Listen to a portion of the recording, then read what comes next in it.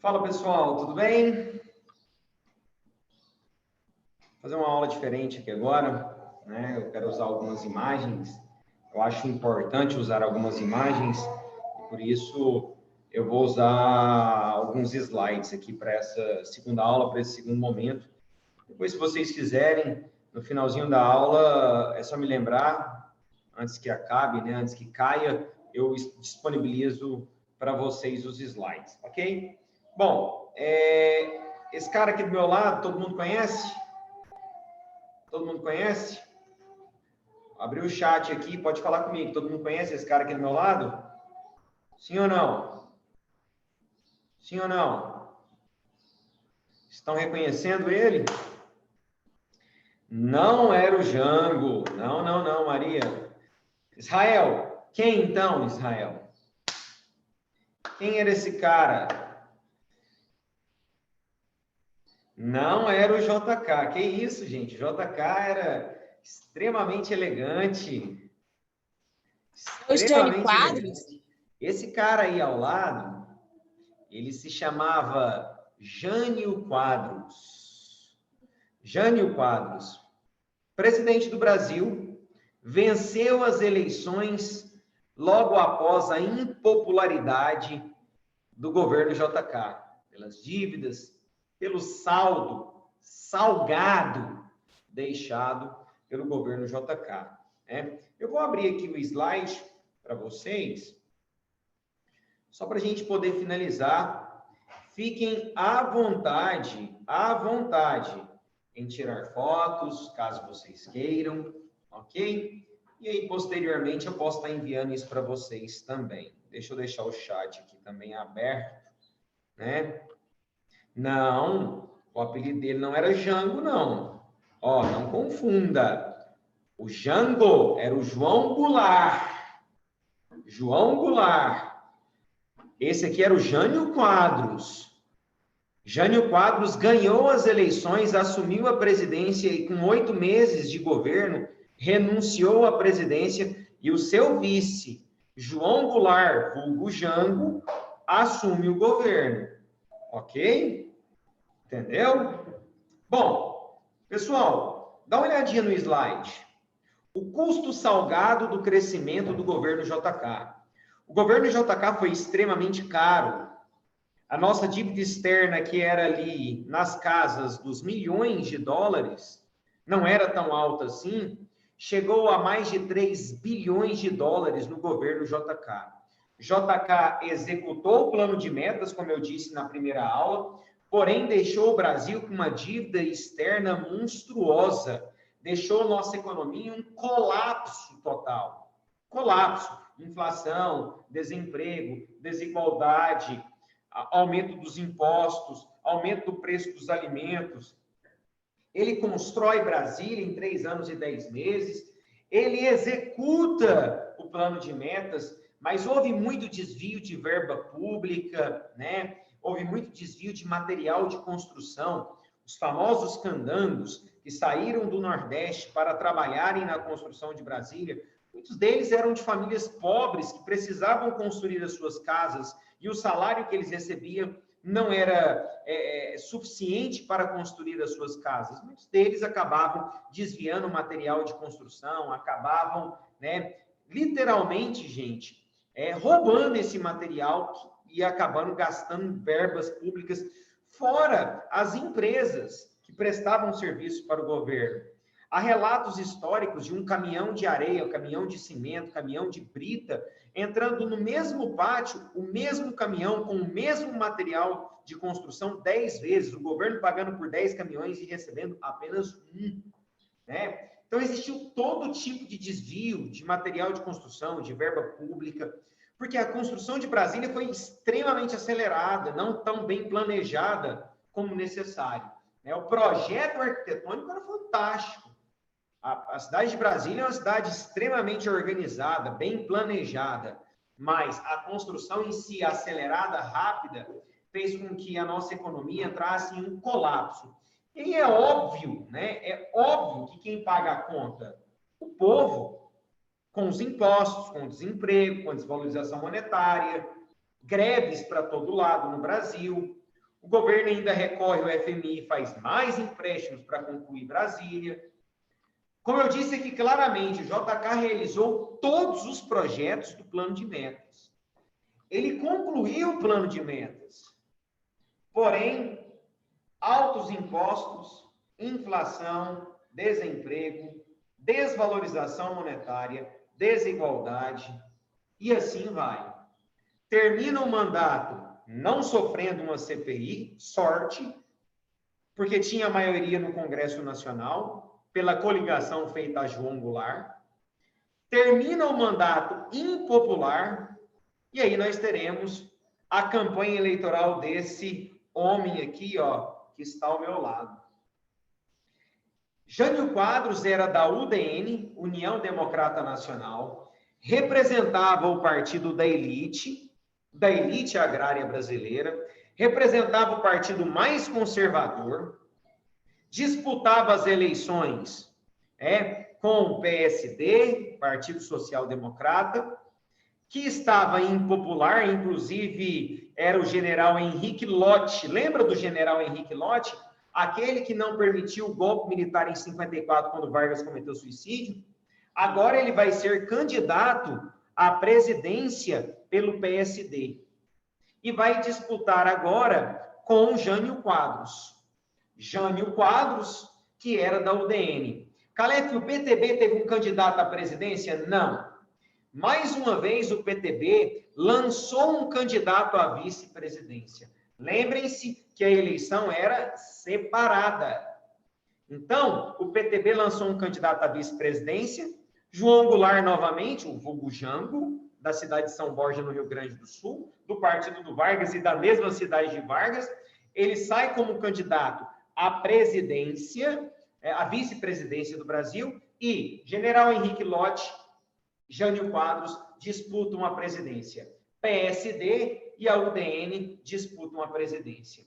Jânio Quadros vai ganhar facilmente essa candidatura, vai ganhar facilmente essa eleição, justamente pela impopularidade deixada por JK, pela dívida externa deixada pelo JK. A população associa Henrique Lott ao JK, eles eram do mesmo partido. Inclusive, JK apoia a campanha eleitoral do general Henrique Lott. Então, Jânio Quadros, com uma política extremamente extravagante, né? Eu vou mostrar aqui para vocês a musiquinha, vou mostrar aqui ele nos palanques, vou mostrar algumas imagens extremamente extravagantes. Ele ganha as eleições dizendo: vou acabar com a corrupção no Brasil. Vou varrer, por isso que ele subiu no palanque com uma vassourinha. Vou varrer a corrupção do Brasil. Vou acabar com a inflação, com o desemprego. E ele tinha, assim, características extremamente peculiares que eu vou estar citando para vocês. Bom, qual era a moeda na época ainda? Ainda era o réis. A nossa moeda, até a ditadura militar brasileira, ainda era o réis. Depois que nós teremos outros planos e outras moedas para o Brasil, teremos mais para frente o cruzado novo, o cruzeiro, mas ainda era o réis. Moeda antiga que vinha, né, desde o vintém de réis, lá do período colonial, e com a independência, com a república, vira só o réis. Ok? Show de bola? Então, começa o governo de Jânio Quadros, e aí você me pergunta, como que esse homem... Dá uma olhada para ele. Dá uma olhada para ele. João da Silva Quadros. Um nome popular, Silva, um homem que nasceu no Mato Grosso do Sul, onde hoje é o Mato Grosso do Sul. Na época ainda não tinha separação entre os dois estados, mas onde hoje seria o Mato Grosso do Sul, da cidade de Campo Grande. Ele que governou apenas 8 meses o Brasil, ganhou as eleições e governou apenas 8 meses, renunciou à presidência. O que fez esse homem vencer as eleições presidenciais? Eu vou te dar alguns motivos da vitória de Jânio Quadros. Primeiro, a impopularidade deixada por JK, Juscelino Kubitschek. Dívida, desemprego, inflação, quase uma CPI, desvalorização monetária, forte desigualdade social, o PSD, o JK e, em consequência disso, o general Henrique Lott ficaram impopulares. perderam as eleições. Mas para vocês perceberem o quanto essas eleições não foi tão disputada assim, que João Goulart, vulgo Jango, teve mais votos mais uma vez do que o presidente e do que o candidato à presidência, Henrique Lott. Ele disputou as eleições em 56 para vice-presidente e teve mais votos do que JK, o presidente. Ele disputou as eleições em 61 para vice-presidente, mais uma vez era permitido, e mais uma vez ele teve mais votos que o candidato que foi eleito presidente do Brasil, que agora, no caso, era justamente o Jânio Quadros. Jânio Quadros ganha as eleições por causa da impopularidade do PSD, por causa da impopularidade do JK, e dizendo, vou varrer a corrupção do Brasil, vou varrer a corrupção do país.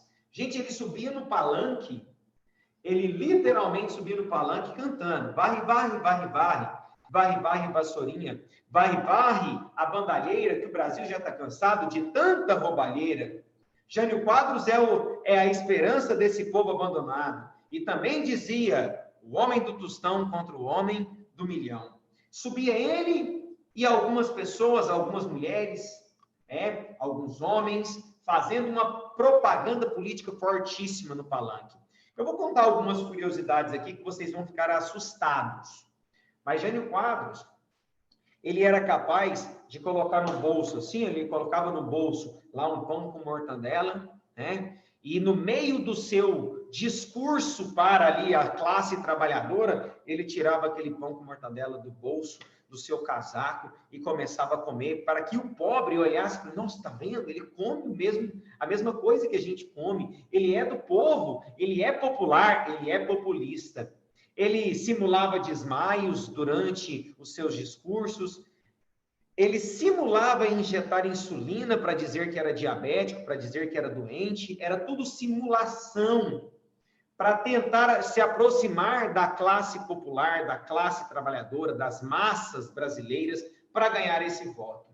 Calef, você está falando sério? Estou falando absolutamente sério. Mas a sua campanha foi mais forte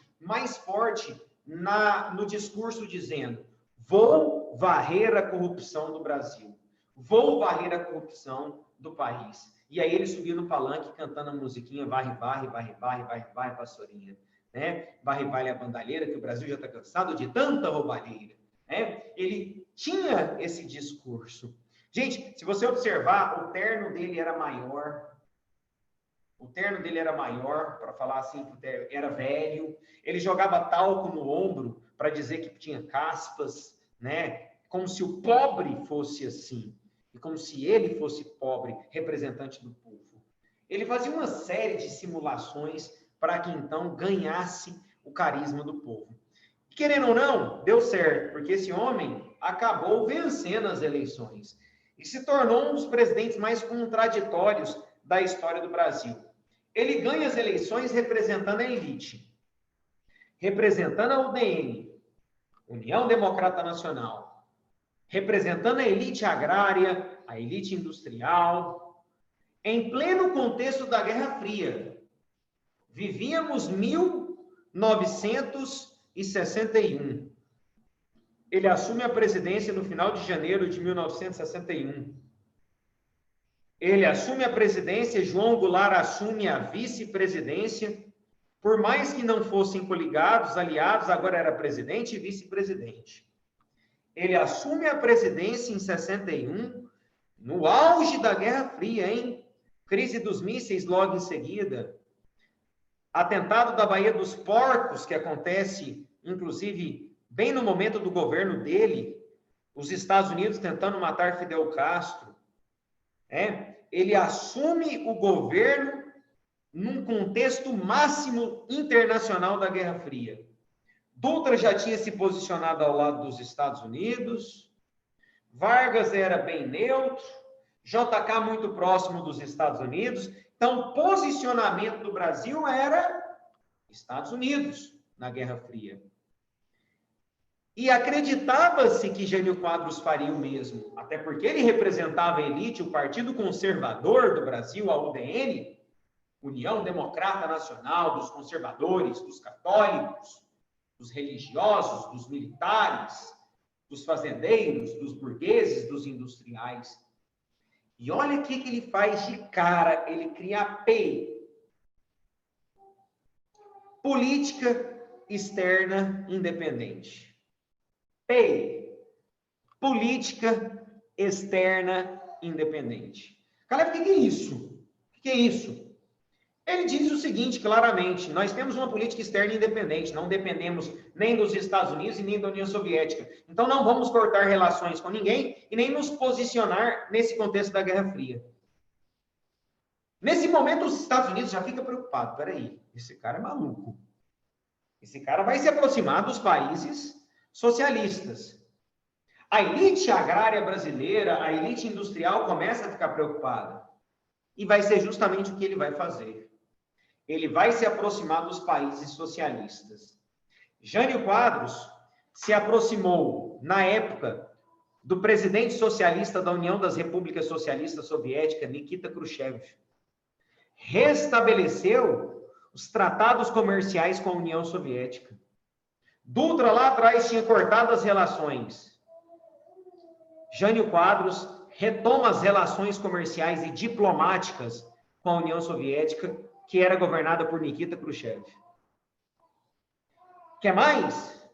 Enviou o vice-presidente do Brasil, que já era do Partido Trabalhista Brasileiro, um partido questionado pela elite, enviou o vice-presidente do Brasil, João Goulart vulgo Jango, para a China, que era governada pelo ditador socialista Mao Tse-tung, para que ele estabelecesse relações diplomáticas na China. E ele ficou lá mais de um mês estabelecendo relações diplomáticas na China. Inclusive, João Goulart foi acusado de treinamento comunista.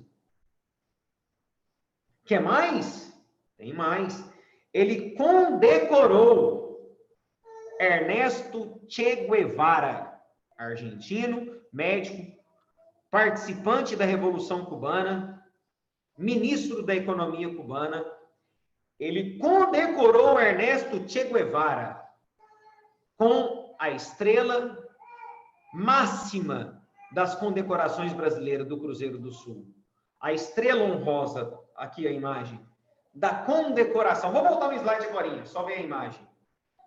Ernesto Che Guevara veio ao Brasil, Brasília especificamente, visitar o Brasil, visitar o presidente Jânio Quadros, recém-eleito, e ele condecorou com uma estrela máxima, a estrela do Cruzeiro do Sul, que apenas heróis brasileiros recebiam. Um dos maiores inimigos políticos dos Estados Unidos, Ernesto Che Guevara, ministro da Economia cubana, braço direito de Fidel Castro. Ele retoma as relações com Nikita Khrushchev, manda o vice-presidente para Mao Tse-tung e condecora Ernesto Guevara, um dos maiores revolucionários socialistas da América do Sul, em pleno contexto da Guerra Fria. Quer mais? Ele condenou a tentativa dos Estados Unidos, da CIA, a tentativa dos Estados Unidos de matar Fidel Castro, o atentado da Baía dos Porcos. Eles tentaram invadir Havana, a capital cubana, secretamente durante a noite pela Baía dos Porcos, né, uma baía que fica no porto de Havana, chama Baía dos Porcos. Eles tentaram invadir Havana, Cuba e matar Fidel Castro. Sears, né, da Marinha dos Estados Unidos, a tropa de elite da Marinha dos Estados Unidos, junto com agentes da CIA e vários cubanos que tinham fugido durante a Revolução Cubana e que estavam tentando voltar e matar Fidel Castro e derrubar o governo socialista de Fidel Castro. Ele condenou a tentativa de matar o Fidel Castro. Tem base. Ele criou a primeira reserva nacional indígena do Brasil, a famosa Reserva Nacional do Xingu, o que ia contra os princípios dos fazendeiros brasileiros, fazendeiros que representavam a UDN. Tem mais. Algumas medidas extravagantes, engraçadas, inclusive. Ele proibiu o uso de biquíni nas praias brasileiras. Ele proibiu as mulheres de usar biquínis nas praias brasileiras. Ele dizia que era imoral. Ele proibiu as jogatinas Ele proibiu as jogatinas. Como assim? Jogo do bicho. Era proibido no Brasil. Corrida de cavalo, rinha de galo. Naquela época era comum no carnaval o uso de lança-perfume, ele proibiu. Pregando a ideia conservadora, né? Era extremamente extravagante, extremamente contraditório aos princípios do seu partido. Até que esse conservadorismo eram características do partido dele, mas se aproximar das ditaduras socialistas, o partido vai ficar revoltado, os Estados Unidos vai ficar com medo. Existia uma preocupação muito grande por parte do partido, por parte dos Estados Unidos e da elite agrária, da elite industrial brasileira. Esse homem é louco, ele vai implantar uma ditadura socialista. E ainda descobriram que na infância que eu digo, adolescência para a fase adulta, 17, 18, 19 anos, Jânio Quadros, quando estudante, ele era formado em Direito, ele participou do Partido Comunista Brasileiro durante alguns meses. Só depois foi se filiar ao UDN. Aí que houve pânico total, generalizado. E aí ele começa a ser pressionado. Em menos de 8 meses de mandato, ele começa a ser pressionado. Por quem? Pelos Estados Unidos, pela imprensa, pela UDN, pela elite industrial, pela elite agrária, pela burguesia, pela classe média, ele começa a ser pressionado. Aí ele teve a brilhante ideia: vou renunciar à presidência, como o povo me ama, eles vão promover um novo queremismo. Lembra do queremismo, queremos Vargas de volta? Ele acreditava que existiria um queremismo para ele, a população exigindo que ele voltasse ao poder. Ele renuncia à presidência e a população nem lembra quem era esse maluco. Eu costumo brincar, é lógico que é brincadeira, mas eu costumo dizer que Jânio Quadros foi o presidente mais doido da história brasileira. Doido e contraditório da história brasileira. Não existiu alguém tão contraditório, alguém tão intrigante, alguém que, pela primeira vez, a UDN ganha as eleições e renuncia em menos de 8 meses de mandato. Estava completando 8 meses do seu mandato. Ele vai ser pressionado pelos meios de comunicação, repito, pressionado pela elite agrária, pela elite industrial, pela classe média, pelos grupos mais conservadores, pela sua aproximação às ditaduras socialistas. Não foi nem as medidas extravagantes, mas foi sua aproximação às ditaduras socialistas em pleno contexto da Guerra Fria. E aí ele renuncia, acreditando que o povo ia implorar o seu retorno, mas não implora. Até porque o povo tinha votado no vice-presidente João Goulart. O problema é que o vice-presidente João Goulart estava onde? Na China. O vice-presidente estava na China, estabelecendo relações diplomáticas com a ditadura socialista chinesa de Mao Tse-tung. E aí o que acontece? Está aqui, ó, extra na Folha de São Paulo. Jânio renunciou. E o Jânio, que está do lado direito, João Goulart, que está no lado esquerdo, ele estava onde, gente? Na China. É aí que os militares tentam promover a segunda tentativa de golpe militar no Brasil. Vem cá. Segunda tentativa de golpe militar no Brasil. Qual foi a primeira? Fala comigo, eu quero que você participe agora. Qual foi a primeira tentativa de golpe militar no Brasil? Vamos, fala comigo pelo chat. Qual foi a primeira? Depois do suicídio de Vargas. Muito bem. Em 1954, após o suicídio de Vargas em agosto, os militares tentaram promover um golpe de Estado, porém o general Henrique Lott não permitiu. Agora, em agosto para setembro de 1961, quando então, olha aqui, ó, Jânio renuncia à presidência. De agosto para setembro, ele renunciou à presidência. Ele começa a preparar sua carta renúncia. Olha aqui, ó, dia 25/8/61, após as festividades do Dia do Soldado, Jânio entrega sua carta ao Congresso, renunciando à presidência. Em agosto de 1961, após a renúncia de Jânio Quadros, Os militares aproveitaram que o vice-presidente estava na China e tentaram promover a segunda tentativa de golpe militar. Só que agora não tinha o general Henrique Lodge para proteger, para impedir esse golpe, mas tinha Leonel Brizola. Quem era Leonel Brizola? Leonel Brizola era líder do PTB, Partido Trabalhista Brasileiro. Ele era governador do Rio Grande do Sul e, coincidência ou não, ele era cunhado do João Goulart. Cunhado do João Goulart. E ele vai promover uma campanha chamada Campanha da Legalidade. Que campanha foi essa? Ele envia uma carta para o governo federal, para o Congresso Nacional, dizendo que ou seu cunhado, de forma legítima, assumia a presidência do Brasil, ou ele promoveria uma guerra civil. O Rio Grande do Sul contra o governo federal. O Rio Grande do Sul contra o Brasil. E a última experiência de uma guerra civil dessa forma, no sul do país, foi a Farroupilha. Foi bom para o Brasil, não. Tanto que Dom Pedro II teve que negociar o fim da Farroupilha. Então, vamos supor que caia no seu vestibular, Campanha da Legalidade. O que foi a Campanha da Legalidade? Leonel Brizola, líder do PTB, governador do Rio Grande do Sul e cunhado do João Goulart, vice-presidente do Brasil, diz que ou seu cunhado, João Goulart, vulgo Jango, assumia a presidência, ele era vice, ou o Rio Grande do Sul ia declarar guerra contra o restante do país. O Congresso Nacional, a Câmara dos Deputados e o Senado acha melhor, então, permitir a posse de João Goulart. João Goulart pega o primeiro avião da China para o Brasil, para assumir o governo brasileiro, vem imediatamente, logo após a campanha da legalidade, ele vem para o Brasil para assumir o governo, porém, a Câmara dos Deputados e o Senado, ou seja, o Congresso Nacional, determina o seguinte: ele pode assumir. A gente vai segurar o exército, vai impedir o golpe militar, porém sobre um sistema parlamentar. E vocês estão olhando aí no lado direito, quem seria o primeiro-ministro? Seria presidencialismo, porém parlamentar.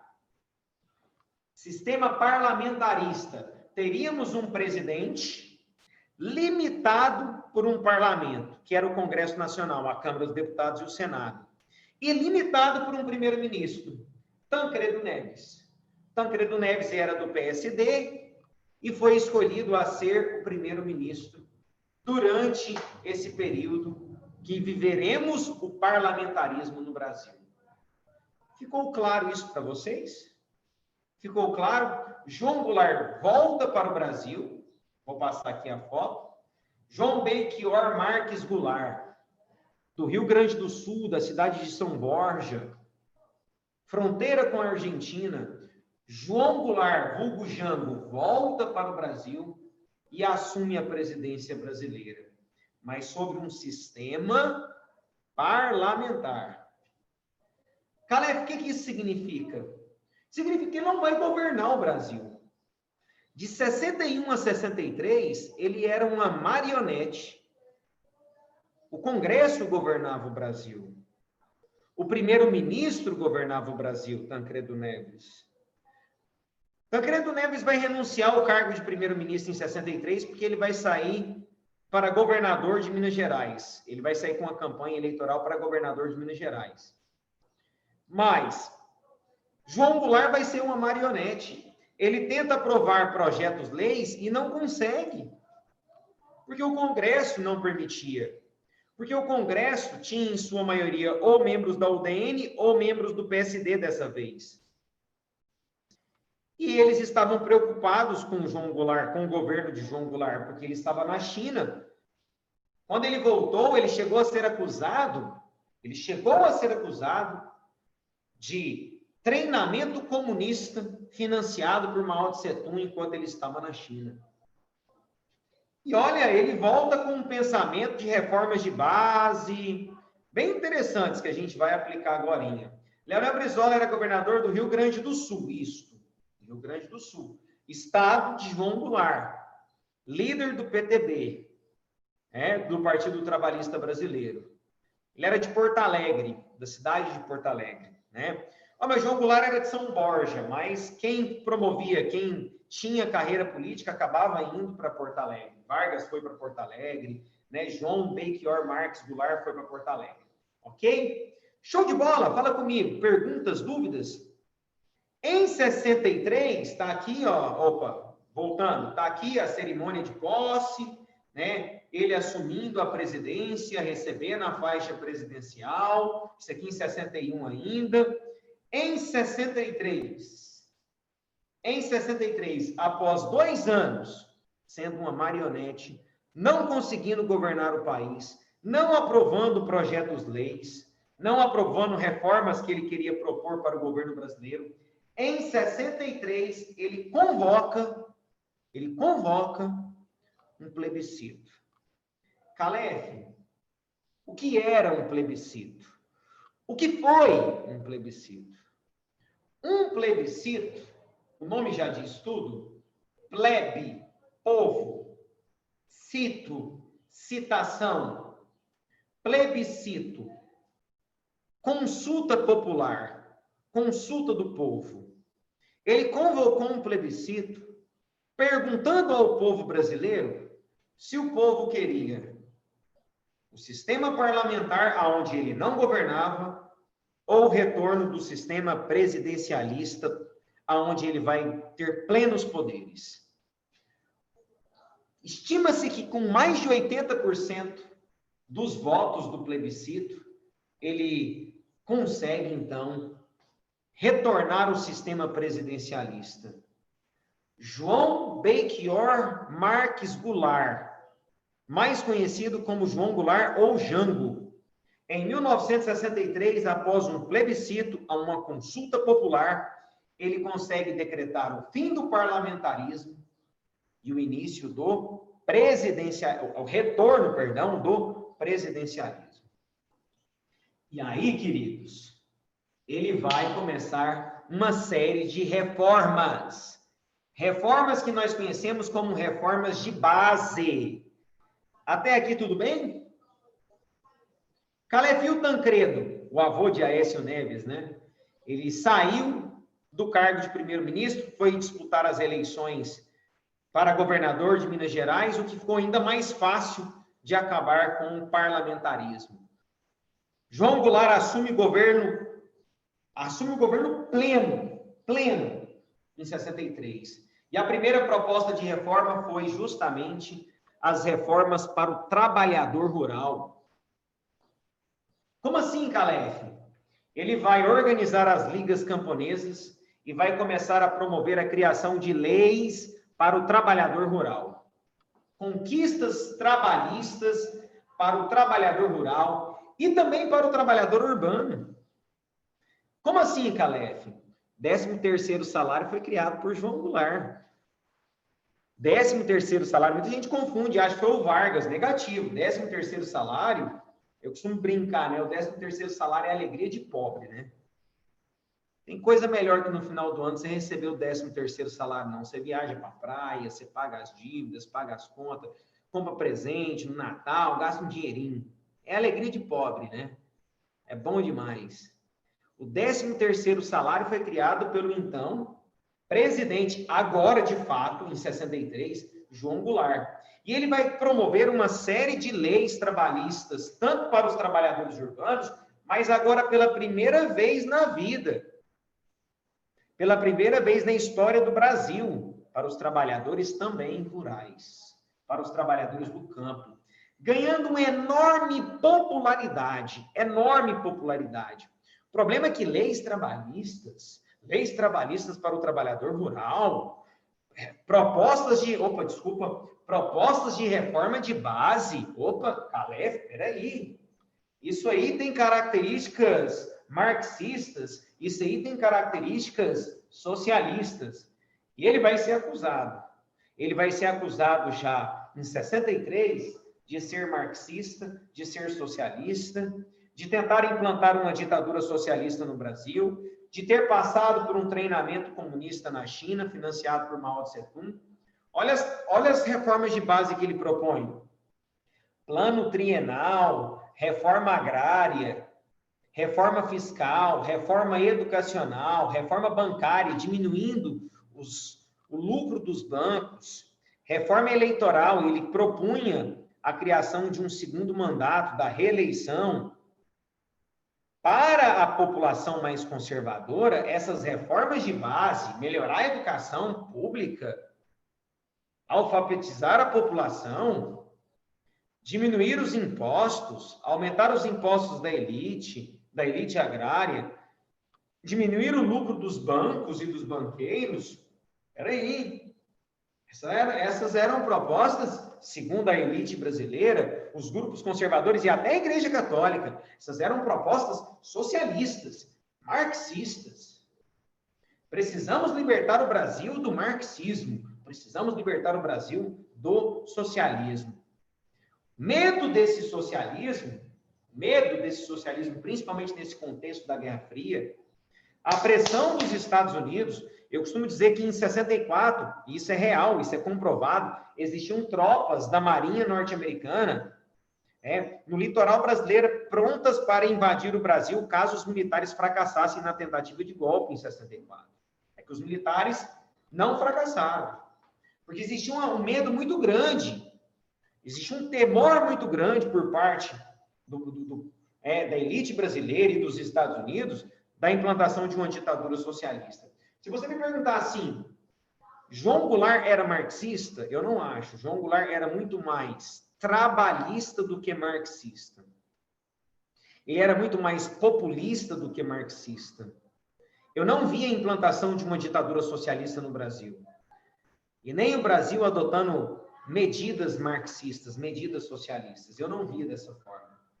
Ele era muito mais populista, trabalhista, trabalhava para o trabalhador, governava para o trabalhador rural, o trabalhador urbano, do que qualquer outra coisa.